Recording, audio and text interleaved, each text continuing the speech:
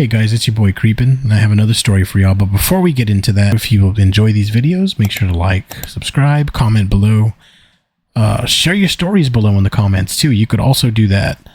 Whatever is easier for you guys. Appreciate y'all taking the time to listen to me. We will call this story Childish Games. This story is actually coming from my nephew. You may be familiar with a trend that was kind of popular maybe like 8 years ago, I want to say. It's a game called Charlie. Now, I never looked into it too much, but I noticed that it was kind of popular with kids that were in school. So I knew the gist of it. If you don't know what Charlie is, it's kind of like a modern day version of a Ouija board. The reason I say that is because you're essentially communicating with a spirit through this game, and it's mainly with yes or no questions, but it is opening up that door, which is why I say it's similar to a Ouija board. So the way that you play this game is you get a paper. You write yes, no in 4 quadrants, and then you get 2 pencils and you put them in the middle where this is intersecting, and they're kind of balanced on top of each other. You're then supposed to say the name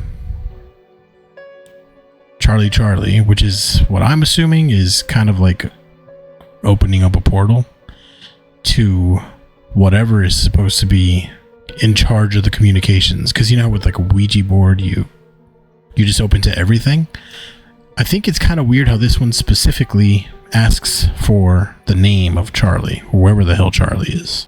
So his story begins on a regular day at school.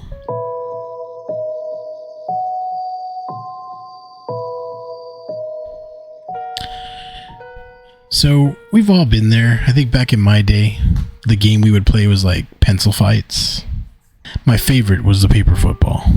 So these kids decided to follow a TikTok trend. And I'll insert one here just to kind of show an example of what this looks like. Charlie, ¿estás aquí?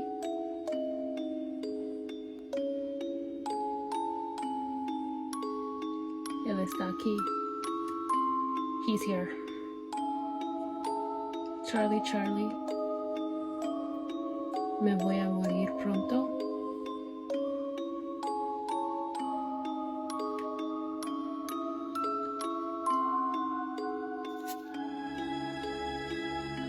So he's in 4th grade and they're playing around in the cafeteria. They've heard about this game through TikTok and they decide to play.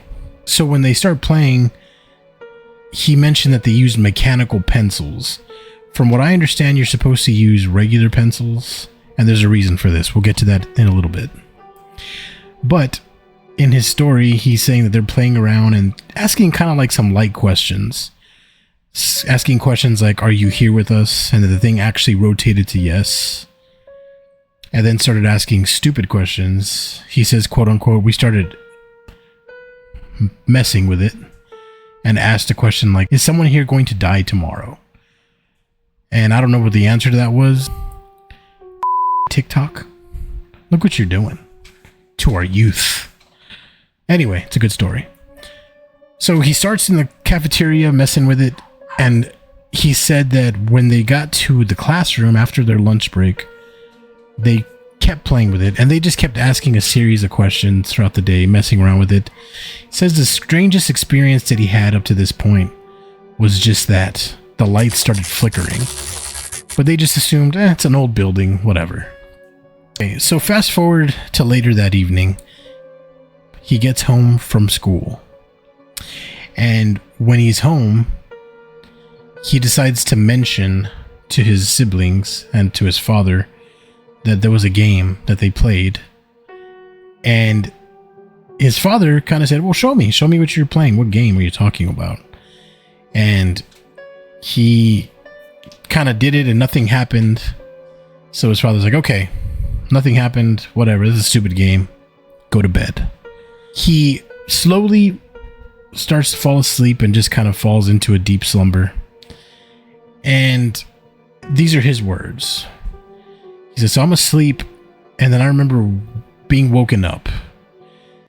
Now, I don't know if I was woken up by something, a noise or something, but something woke me up.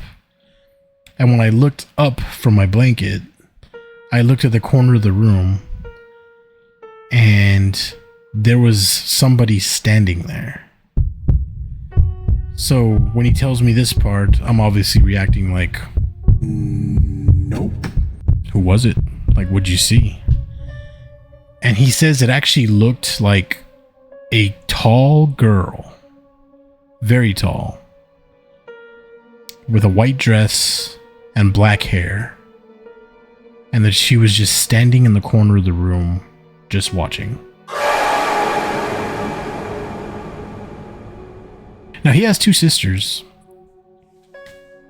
At that age, they're not very tall. They're still not very tall. So this is definitely nobody that should be there.